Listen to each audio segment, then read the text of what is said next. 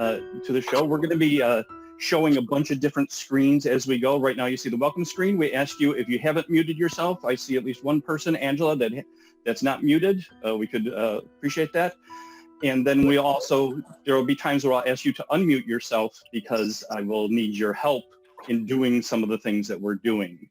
And I'm going to stop sharing that so you can kind of see me, because the first thing we're going to do is with these bags here, we're going to play a little game. One of my favorite authors is Rick Bradbury. You know, he wrote a lot about sideshows and carnivals and loved carnival games and that. So we're going to play a game with these bags, a little spooky game. Under one of these bags is a haunted object. And you are going to be drawn to that haunted object in this game. Now, to play the game, what you'll have to do is you'll have to put your finger over a bag. And then I'm going to ask you to move your finger a few times. We will eliminate bags until we get down to a single bag. And hopefully this haunted object, this evil object, is going to draw you to it. Now, there are some rules. So, for example, when you start on a bag, and in fact, we will end up starting on this bag, when I say move, you can only move to an adjacent bag. Now, if I made one move, now on my second move, I can either move to this one or this one because they're adjacent, but you can't go around to the other side at all. So if there's no bag next to you, you can't go in that direction. You can only go in the direction where there is a bag to go to. So if you're ready, everyone stick out their magic finger, put it right over this bag. Got it? And every time I say the word move, I want you to move your finger. Starting now. Move, move, move, move, move. Okay, you moved a few times, and I think if this object is calling you, I can take away bag number 1 and bag number 5. Now, I don't know where you're at, but wherever your finger is at, I want you to move again, just one time.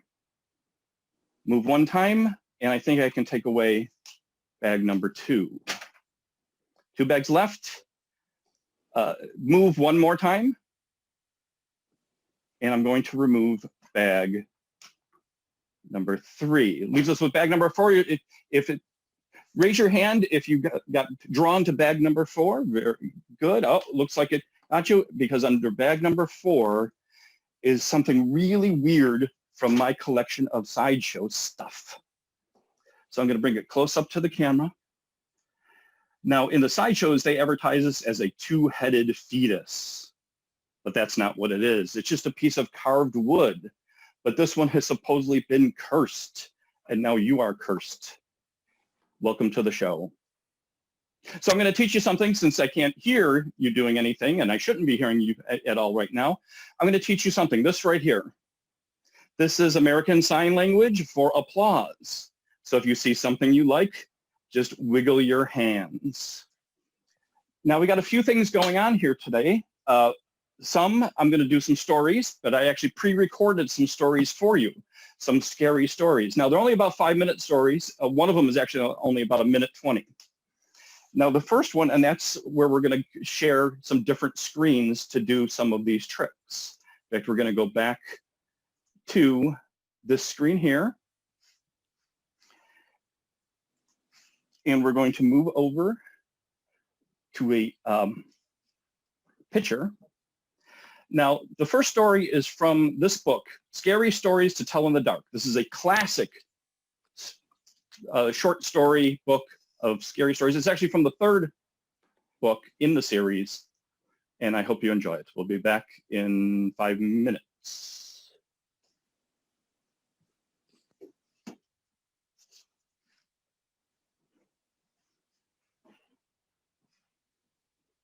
When it got hot in the valley, Thomas and Alfred drove their cows up to a cool, green pasture in the mountains to graze.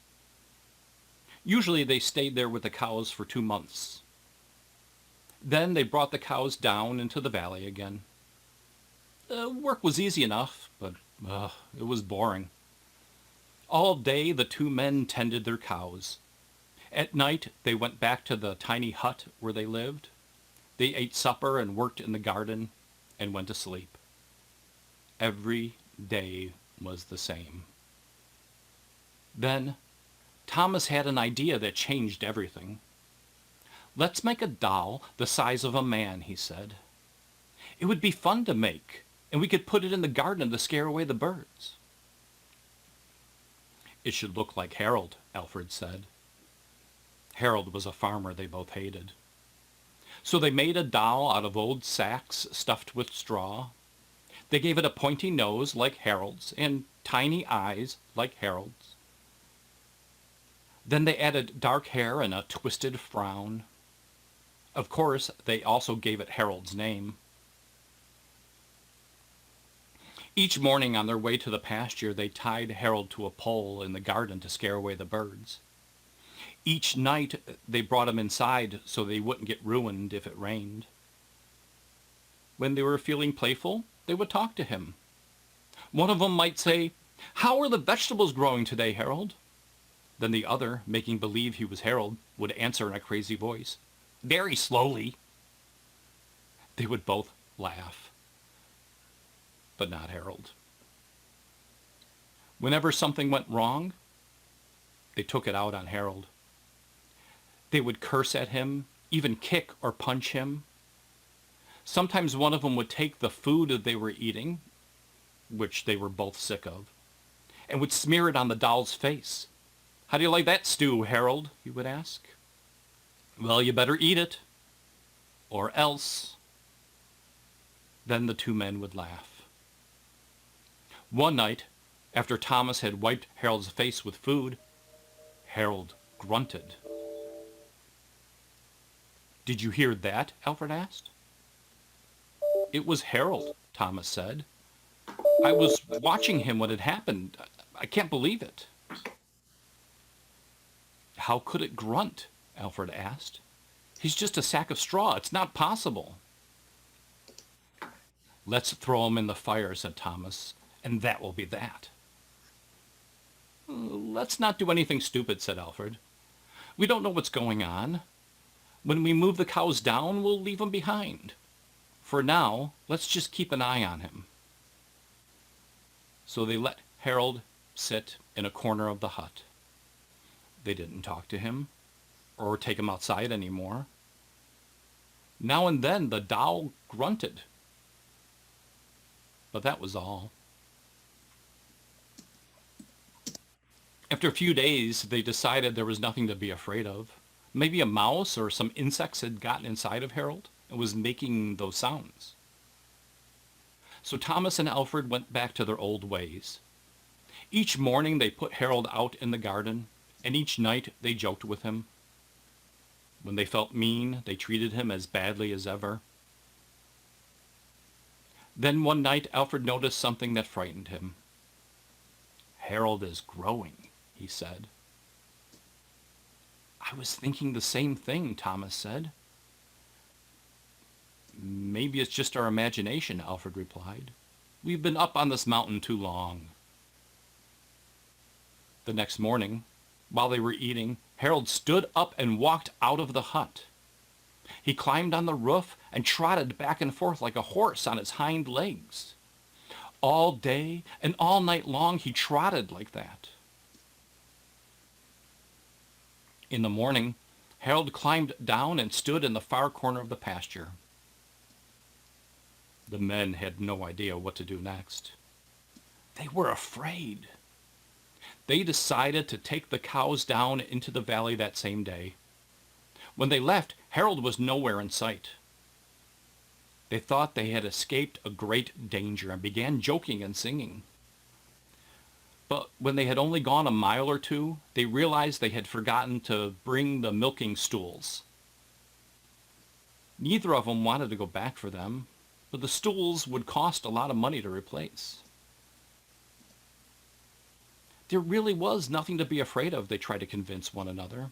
After all, what could a doll do? They drew straws to see which one would go back. Thomas drew the short straw. "I'll catch up with you," he said, as he turned back up the mountain. Alfred continued toward the valley. When Alfred came to a rise in the path, he looked back for Thomas. He did not see him anywhere. But he did see Harold. The doll was on the roof of the hut again. As Alfred watched, Harold kneeled and stretched out a bloody skin to dry in the sun. Hey, I hope you like that story. We are back, and we're going to change our view here a little bit.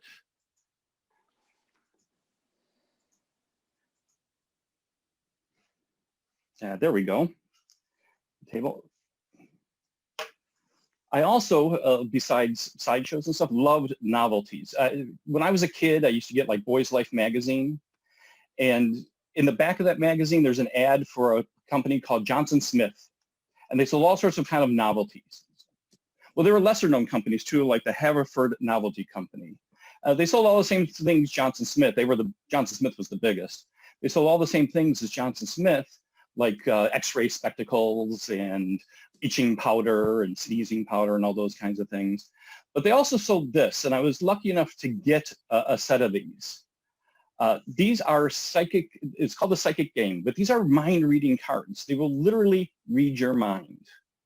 And every time it does it, it works out perfectly. So I'm gonna need the help of someone. Let me get a little closer look and check out some names. How about Michelle there? Michelle, can you unmute yourself? Hello. Hello, Michelle, how are you? I'm good. Okay. Who's that with you? I'm Michelle. This is my daughter, Alex. We're eager to help you. Okay, well, Alex can help too. It's whoever. All I need is someone to think of a number from 1 to 20. Okay. These cards used to come with some dice, but I just, they don't have the dice anymore, and I couldn't have you roll dice anyhow because you're at home. So just think of a number, Alex, right? Yes. Just think of a number between 1 and 20.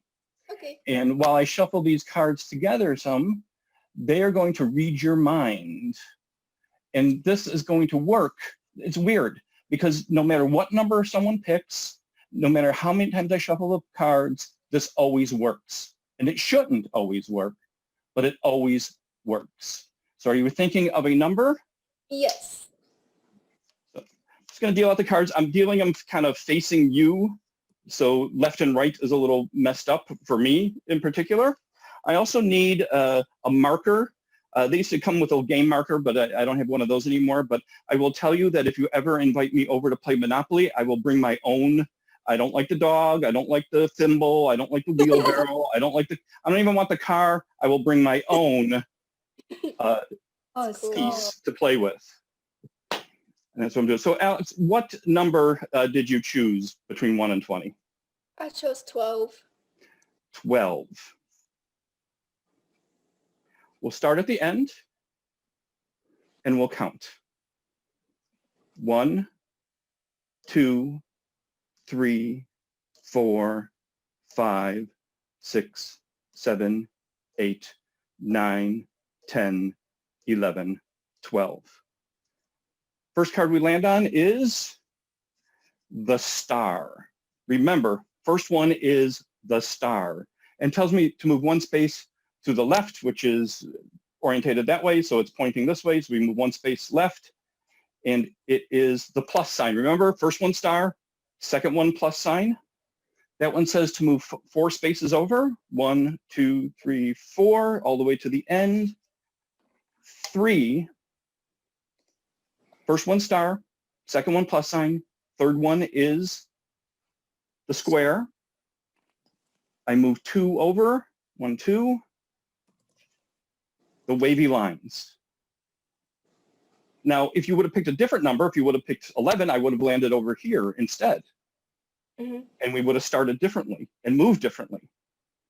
But this one has me turn over the last card, and the last card says, you have revealed the star, the cross, the square, the wavy lines in that order. Thank you for playing the psychic game. Yes. Very good. Thanks for helping. You can mute yourself again, and we're going to give you another story. And this story is from another book that I chose a few, this one, a couple in particular.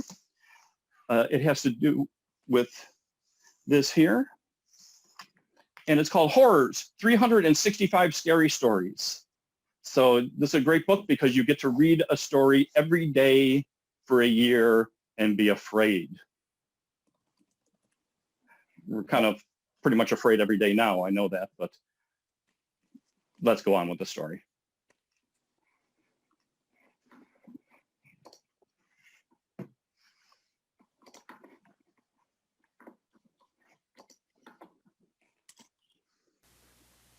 Linda ran away from her only living relative when she was 17 and spent the next 10 years waiting for the old bat to die. It's about time, she thought, when Aunt Eunice's attorney phoned to give her the news. Linda brushed aside his expressions of sympathy and asked how soon she could have access to her great-aunt's bank account. Linda had gone from one minimum wage job to another for the past decade because slaving 8 hours a day for somebody else was not her style. Now, at last, she would inherit the big Queen Anne house and her aunt's large inventory of vintage clothes and furniture.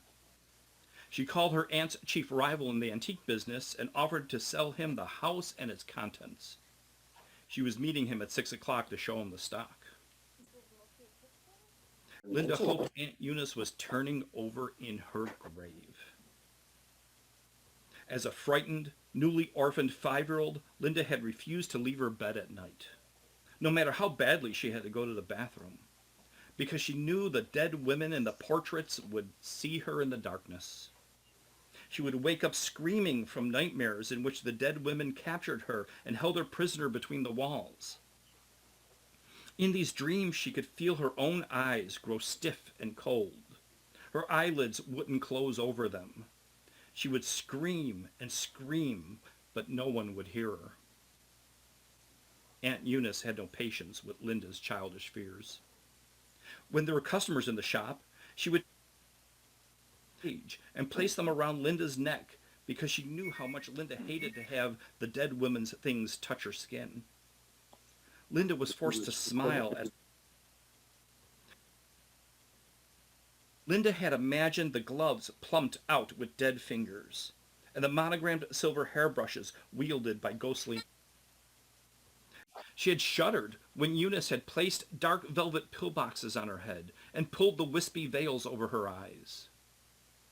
The soft, limp net had reminded Linda of cobwebs, and she couldn't stop shuddering until she had shampooed her hair and scrubbed her face. But all that had been when she...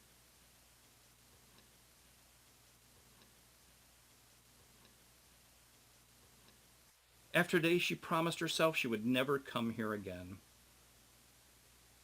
Once she sold the dump, she would buy a condo somewhere warm like Florida and fill it with shiny chrome and plexiglass furniture. She would find a husband there and never have to work again. Linda was pushing 30, but she still looked good. The bills might not get paid, but Linda, a born-again blonde, always managed to come up with the money to get her roots done. Linda felt a chill up her back as she walked into the little sitting room off the foyer. It looked exactly the same as it did all those years ago.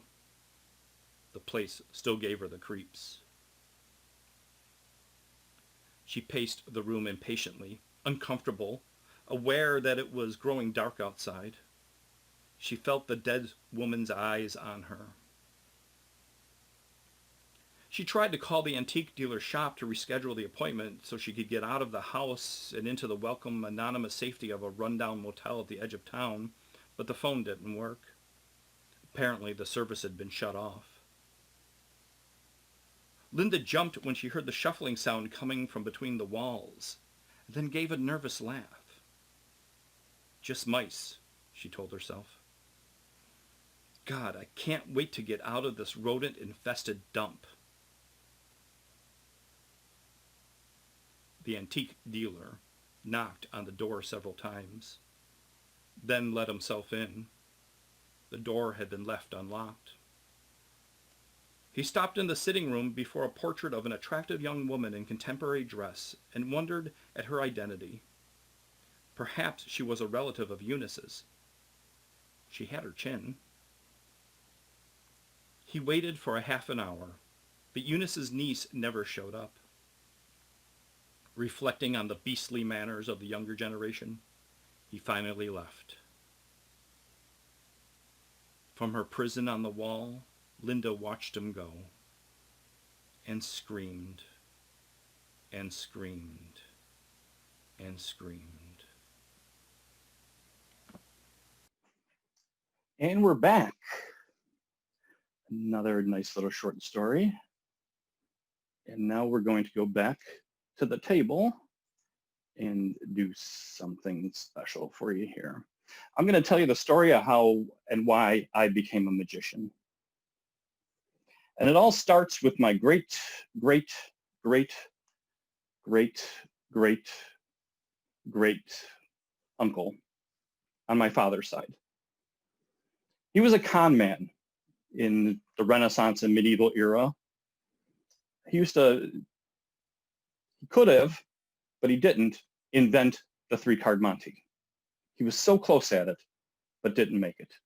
And he would bet people that they couldn't guess his game for a groat. This is a groat. It was a coin during Renaissance and medieval times. This is a counterfeit, which is not surprising considering my uncle. These are also the cards that he used, which is amazing that they've lasted several hundred years. You can see already they're a little different. They're a little more narrow than a regular card. They're longer than a regular card. They don't have the little pips in the corners. Now this con game that he played used 7 cards. It used 3 spot cards. And then it used what was the money card, the Monte card, and then 3 more spot cards. So the Monte card, the money card, was either the 4th from the bottom or the 4th from the top. Now he played the game. Normally you think 3-card Monte, you put 3 cards on the table, you shuffle them around. They have to guess at which one is the Monte card. That's not how he played the game. He would take his cards, put the Monte card in there, and then he would ask people to bet on whether the Monte card was in his hand or on the table. So close to being a 3-card Monte game, but he missed out on being part of history. But these people weren't, even though they were illiterate rubes, most of them, they often bet in his hand, that the Monte card was in his hand, and he had a funny way of counting the cards then. He would count them 1, 2, 3, no Monte card. They would lose their groat, or their chicken, or their cow, or whatever they bet. And then he would laugh, he would rub it in. He was a mean guy, my great, great, great, great, great, great uncle on my father's side.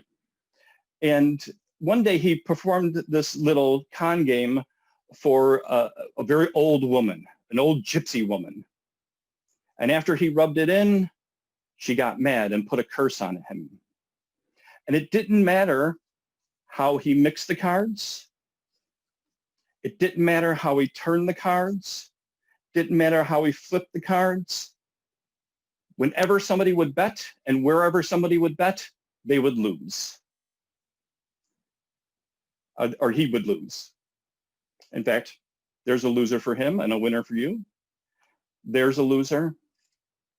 There's a loser for me, a loser for me, a loser for me, a loser for me, a loser for me, and a loser for me. Well, that's been passed down for generation to generation, and now I'm a magician because of it. Thank you very much. So this next piece we have is actually a really short one. It's one of my favorite little gruesome poems. I used to do it in one of my ghost shows, my original ghost shows, but now I brought it to here for you to enjoy.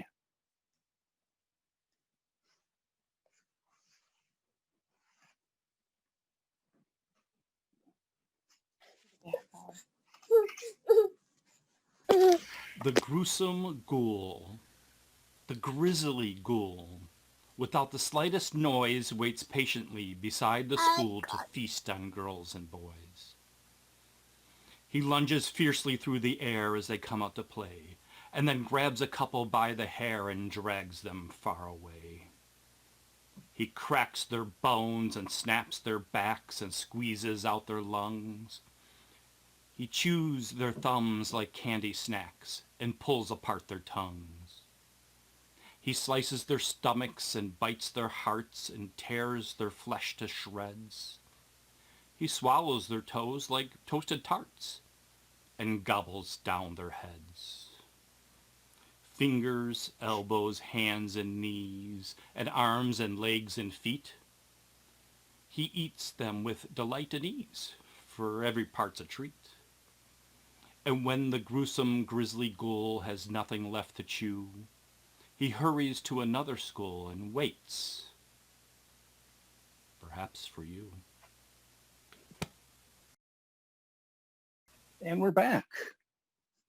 Hope you like that. Like I said, it's one of my favorites, so even if you didn't like it, tough.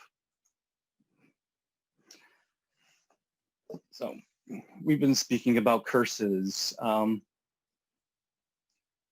Sonia, will you help me with this one? You can unmute yourself. Okay. Okay. Let me double check here. Make sure I want to make sure I'm plugged in because I see we're having some little technical difficulties today with some stuff, and I just got to notice that my battery was running low. Okay. The cord wasn't completely plugged in. So, Sonia, do you believe in voodoo? Yeah. Okay, now you know there's two types, right? There's kind of voodoo, which we see in movies and things like that, where zombies and voodoo dolls and curses and that sort of thing. And there's Vodou, which is the religion, which is a mixture of Haitian and African and Christianity and this kind of thing, which is sort of a kind of a real religion. Voodoo is sort of an invention of movies and fiction, that sort of thing. But that's okay because it's perfect for our purposes, because we are going to put a curse on someone. Now, Sonia, I've dealt with a lot of libraries and librarians, and I know you love your patrons, almost all of them. Mm-hmm. Once in a while, I'm sure you get one that's a little bit of a pain. I'm going to ask you to think of that person. We're going to need just their first name so we don't reveal who that person is. And I'm going to show you, I have some pictures of a voodoo doll. Now you can see that this one has a pin right in the middle of its chest. Didn't really like that person. That probably hurt them. This one's in the stomach. Maybe gave them a stomach ache. This one's in the head. It's probably a headache, at least. This was not so bad, right? Just in the foot, not a big deal. So each one of these cards in the hand, I think I have it in the other foot there. Each one of these cards has a pin somewhere in the voodoo doll. Now to start the ritual, we need a name from you, please. Just a first name. I can't really think of someone I want to put a curse on.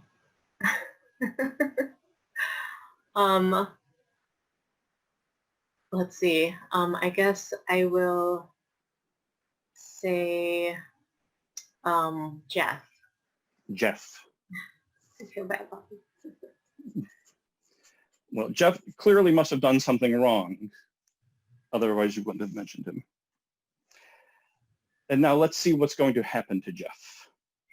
J, E, F, F.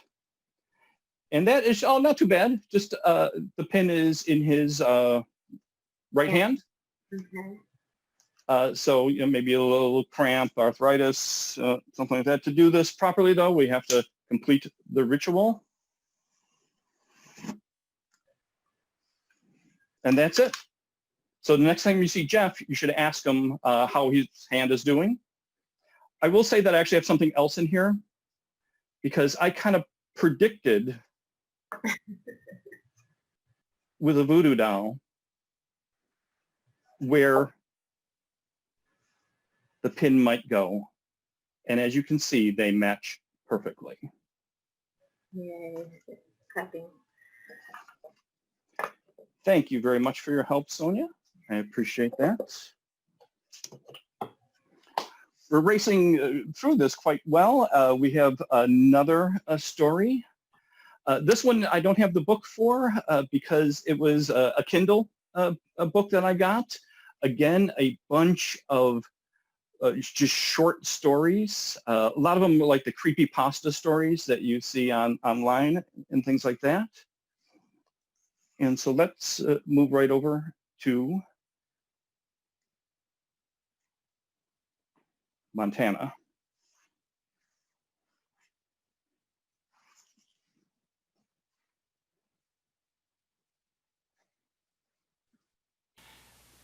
I was 15 at the time. It was a Tuesday evening and my father had picked me up from school. On our way home, we noticed that there was a man at the side of the road frantically waving at the cars, trying to get someone to stop. My father was an honorable man and helped anyone in need. A man of principles. Like I knew he would, he slowed the car to a stop. The man looked set up for a hike. No surprise in this part of Montana. He wore a red shirt and brown cargo shorts. He was youngish, maybe late 20s. He looked in serious distress, his eyes rimmed in red, tired, worn. His shirt darkened by sweat. As my father rolled down the window, the man rushed towards the car and in an unsteady voice he said, "I need help. There was an accident. My wife is unconscious. I need to get her to the hospital. Please, please, can you help us?" He spoke so fast it was almost impossible for me to understand him. He was terrified. My dad didn't think twice. He told me to stay in the car and not go anywhere. He got out and followed the man into the woods. I waited. I wasn't sure what to do, how to act. Guess I was freaked out, never been in a situation like this before. My heart was trying to beat its way out of my chest. I was worried for my father and for the helpless woman who might have been fighting for her life. Cars passed on the road, oblivious to the drama playing out. Every minute it seemed like an hour, and after about 20 of those I saw my father coming back. His eyes were wild, his face coated with sweat. To the day he died, I never saw my father look so frightened. He was carrying a woman on his back. Unconscious, she seemed more like a life-size rag doll. Dad opened the back door and laid her on the back seat. I expected her husband to follow, but he didn't. I asked my father about the man. He didn't say a word. Stood by the car for a bit, like he was caught between two thoughts, and then he ran back into the woods. I turned and looked at the woman. Her clothes were blood-stained, but intact. I tried to see where she was cut, but I couldn't. The blood on her shirt was dry. I swear it looked like the silhouette of a face, and I often wonder if it was just my imagination, like looking at the clouds in the sky. Her hands coated in dried blood, and then I saw my father coming back. He was carrying another body. I'll never forget the look on his face. He was nearly out of breath, almost sprinting as if he was running away from something. The body he had was that of a man. The very same man who stopped us. His face now disfigured, smashed, his hair matted with blood. My father placed the body beside the woman. Dad was deeply disturbed. His hands were shaking. I looked in the back seat. The man's head looked busted wide open, his nose smashed, one ear nearly torn off. His shirt, too, was covered in what seemed to be old blood. My father moved to the driver's seat and hit the gas. He didn't say a word. I wanted to be sure, so I asked him if this was the same man who stopped us. He nodded. How? What? What happened? Dad didn't answer. He was quiet the entire ride to the hospital, and he wouldn't tell me until later. The woman had a few broken bones in her leg and hips. She was severely dehydrated. She would have died if my father hadn't gotten there in time. Her husband? He had been dead for several days. They had fallen off the side of a narrow trail. He cracked his skull and broke his neck in the tumble down. Unable to walk, his wife must have crawled to him. His final moments were in her arms. And we're back. Welcome. And we're going to get back to our table. And I'm going to need the help of a couple people here in just a moment. Raise your hand if the date July 24th, 1915 means anything to you. A lot of people don't know the date, but many people will know the incident. July 24th, 1915 was a Saturday, and a light rain was falling. But the air was filled with anticipation and excitement. Thousands of people had gathered along the Chicago River for the Western Electric's 5th annual employee picnic. More than 7,000 tickets were sold for the day-long festivities. But the day turned tragic. The SS Eastland was known as the Speed Queen of the Great Lakes, and it was part of a 5-ship fleet to take the Western Electric employees, families, and friends across Lake Michigan to Michigan City, Indiana for a day of fun and fellowship. It was docked at the Clark Street Bridge, but the Eastland never left the Chicago River. Boarding began at 6:30 a.m. By 7:10, it was at full capacity, more than 2,500 passengers and crew. Tragedy struck at 7:30 as the ship rolled over into the river. Now, some of the passengers were killed instantly, many drowned, and perhaps just as many were suffocated and crushed to death by the mass of people and falling debris. 844 people lost their lives, including 22 entire families. I have a slight connection to this with one of my great aunts. She was a Western Electric employee. I've also been able to collect a few artifacts, this rosary, this handkerchief, and I put together a bunch of pictures of people that were on the Eastland or involved with the Eastland at the time. We're going to try a little experiment here. So Elaine, would you unmute yourself, please, and help me out here? And Cody, would you help me out with this also? Elaine, you can pick the rosary or the handkerchief. It's up to you. I'll go with the rosary. The rosary. Cody, you have the handkerchief. I want you to kind of just put your hand on over the screen over your object. Just put your hand there. And now I'm going to go through these photographs. I'm going to ask you if we're going to keep them or reject them.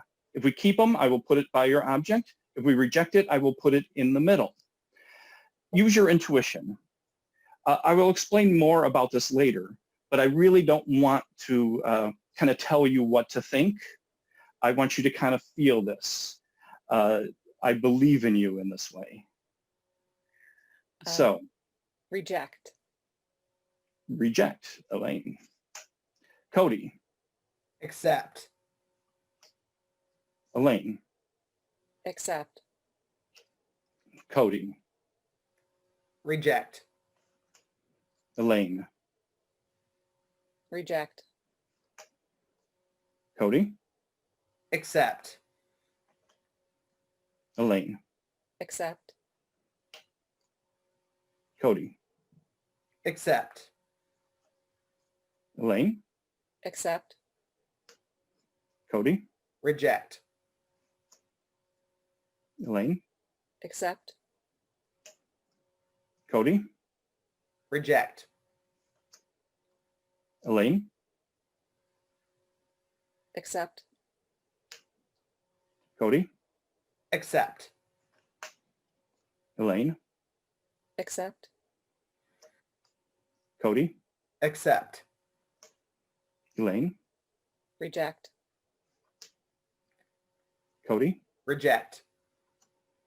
Elaine. Accept. Cody, Accept. Elaine. Accept. Cody, Reject. Elaine. Reject. Reject. We've got a few more left. Cody, Accept. Elaine. Reject. Cody, Accept. Elaine. Accept. And finally, Cody. Reject. So you can put your hands down, you can relax a little bit.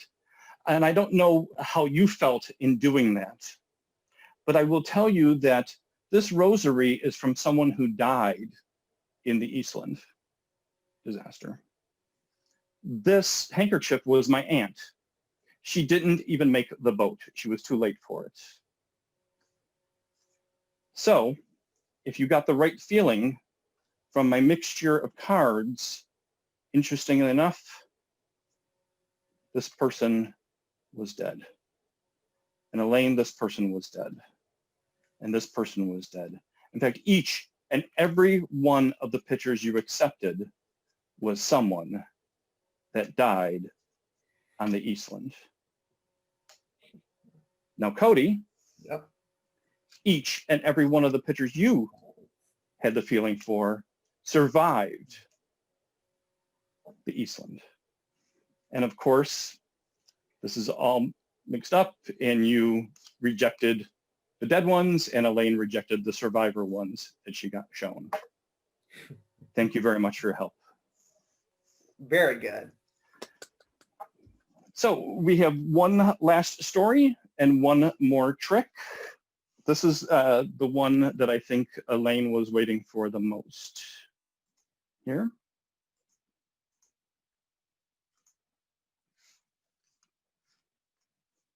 And I need to. It's the cat story.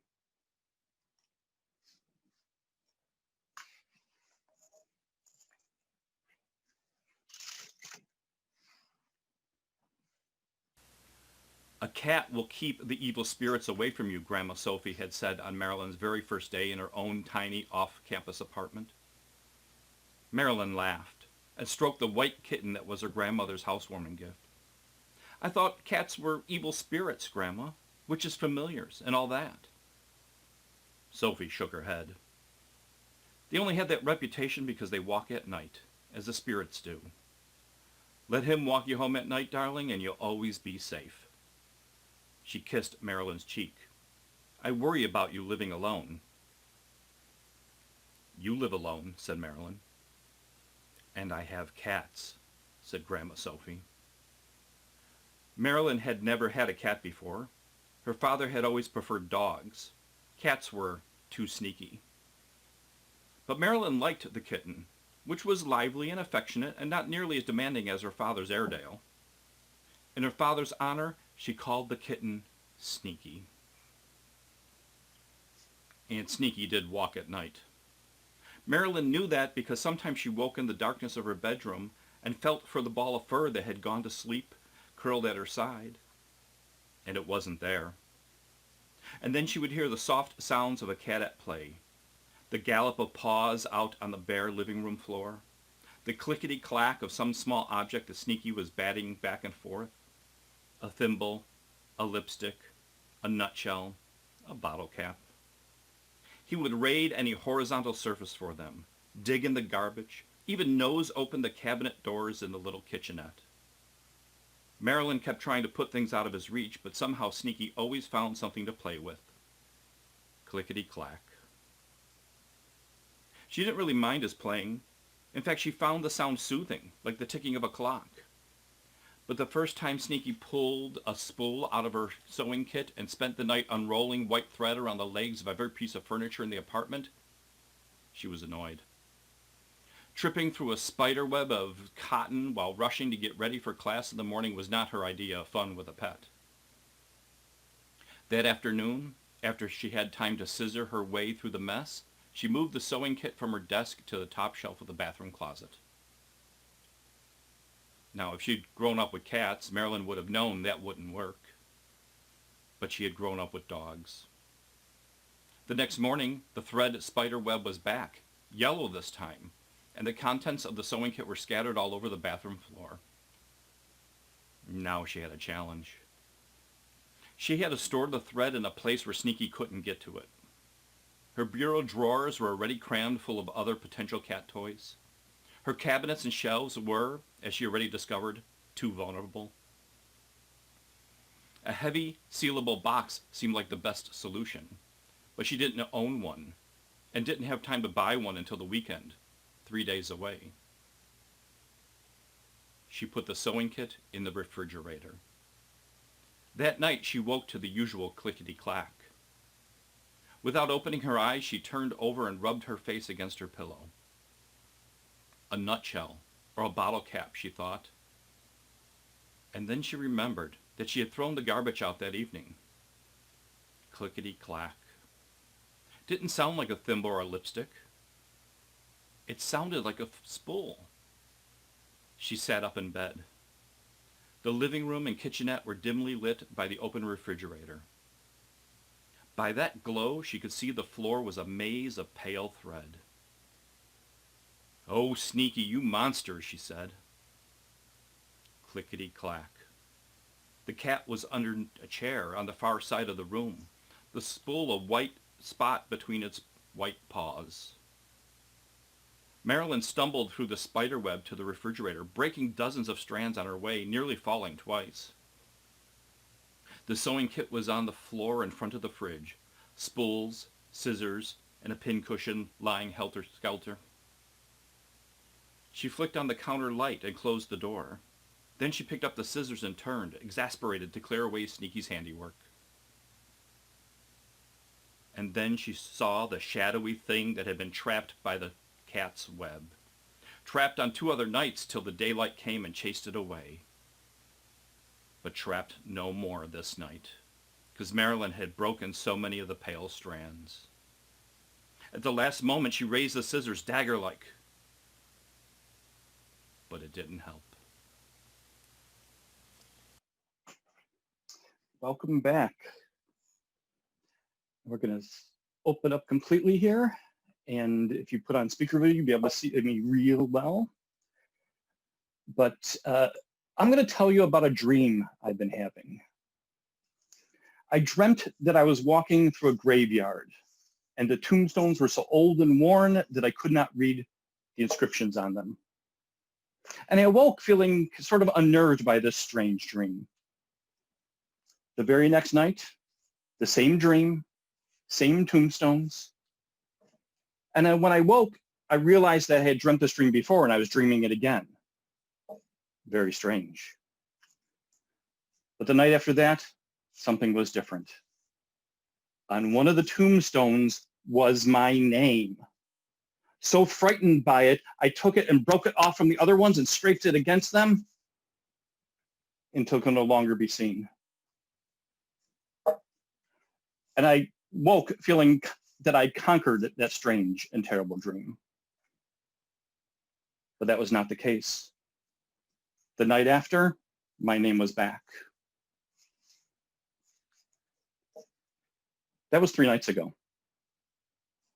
And I haven't slept since. See, I'm afraid when I dream this dream again, there'll be another inscription besides my name. 2 dates. The date of my birth and the date of my death. This year.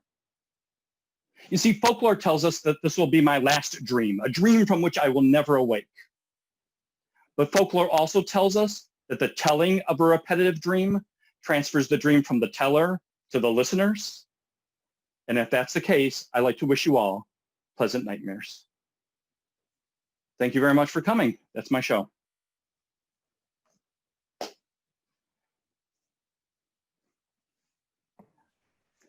Thank you, William. What was the thing that the cat trapped? I want to It was a shadowy thing. I don't know. Also, Vadu, when you said Vadu, like that religion, it sounded like is it Santeria? Is that the same thing? It's not the same thing, but they're not dissimilar. Okay. All right, Vadu. Hadn't heard of that. But thank you so much. Thank you. Thank you, everyone, for coming. Those of you who I know and those who I don't know, because there are a few people here I do know. Thanks a lot for filling out the audience. I hope you enjoyed the stories and things. And I guess I'll be signing off then. Yeah, I wish we could have had you in person, but Maybe next time. maybe in the future. Yeah. Thanks. If you enjoyed this video, please like the video and subscribe to the Stickney-Forest View Public Library's YouTube channel. Also, like and follow us on Facebook, Instagram, and Twitter. The Stickney-Forest View Public Library District, where great things happen.